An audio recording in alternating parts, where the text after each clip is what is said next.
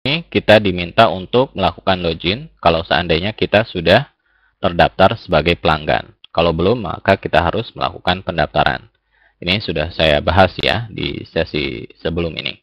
Oke, jadi saya masukkan saja username dari data pelanggan saya di toko online ini, misalkan. Ya, masukkan passwordnya. Jadi password yang kita input ketika melakukan registrasi. Klik login.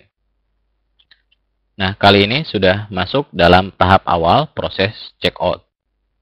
Ya, jadi ini adalah data dari alamat penagihan.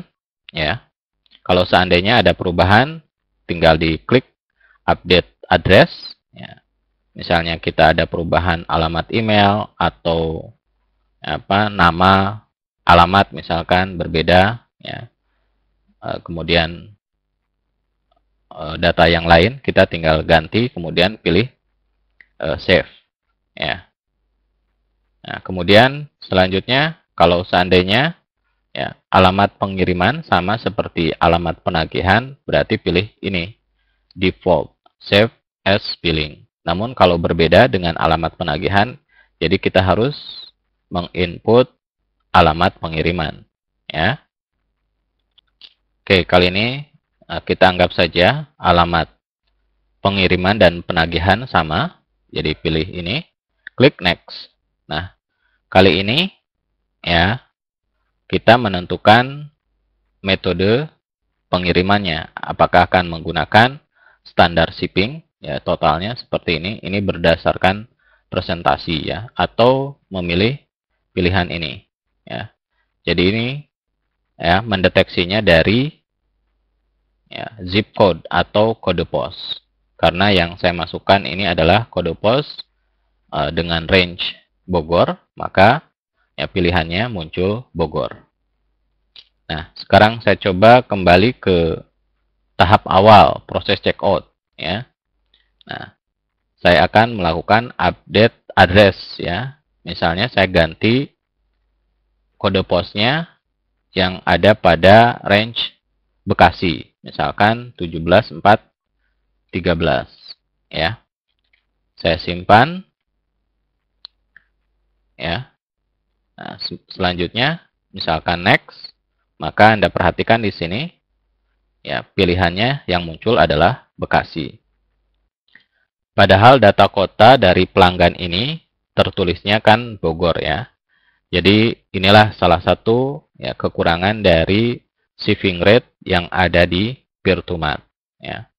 Karena tidak setiap orang hafal kode pos dari tempat tinggalnya. Selain itu, kita juga harus ya menginput banyak shipping rate berdasarkan kode pos yang ada di Indonesia. Menulis shipping rate untuk 4 kota saja cukup merepotkan, apalagi kalau kita menginput shipping rate untuk seluruh kota-kota yang ada di Indonesia. Kali ini kita abaikan dulu ya, pembahasan tentang shipping rate dan anggap saja kita memilih metode pengirimannya ini, jadi nanti dikenai ya, tambahan biaya sebesar ini. Kita next saja. Nah, Anda perhatikan di sini ya, pada metode pembayaran kita bisa memilih transfer rekening bank atau cash on delivery. Nah, di sini yang muncul hanya 2 pilihan.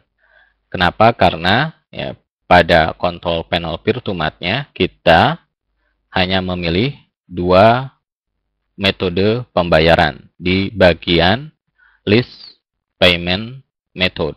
Jadi Anda perhatikan di list payment method-nya ini yang diaktifkan hanya 2, yaitu nih. Misalkan saya aktifkan yang ini, PayPal ya.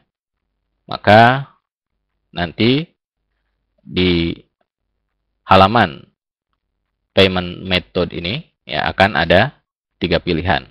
Saya balik dulu ke shipping method ya, misalnya.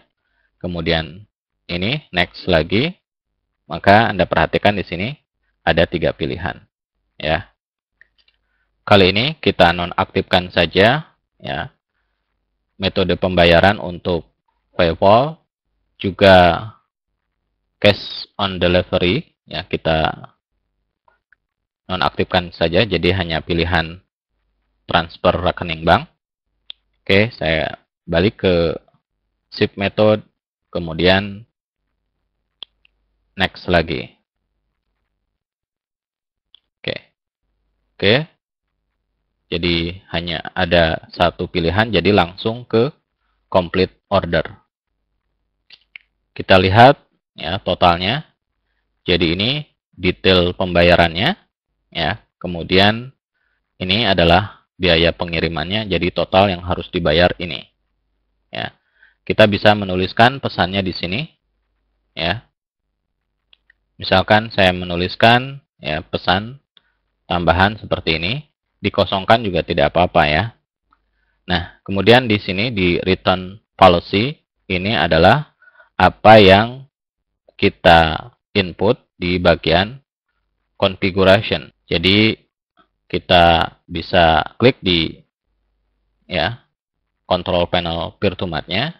Jadi apa yang kita tuliskan di sini di legal information ini kita bisa menuliskan aturan ya, garansi pengembalian barang misalkan ya. Jadi nanti ditampilkannya di sini. Oke, kita klik saja confirm order dan berarti proses checkout sudah masuk pada tahap akhir. Nah, di sini ya tertulis seperti ini berarti proses ordernya sudah selesai dan konfirmasi email akan dikirimkan ke alamat ini sesuai yang terdaftar di ya, data pelanggan. Kemudian ini nomor rekening. Ini adalah apa yang kita tuliskan di bagian payment method di configuration ya. Di sini maksud saya di store ya, di payment method Anda klik di sini listment payment method. Kita memilih di sini transfer bank dan ini ya menuliskan kode-kode seperti ini. Maka hasilnya adalah seperti ini. Oke. Karena proses belanjanya sudah selesai, kita logout saja dari ya area member toko online ini. Selanjutnya kita mengecek email.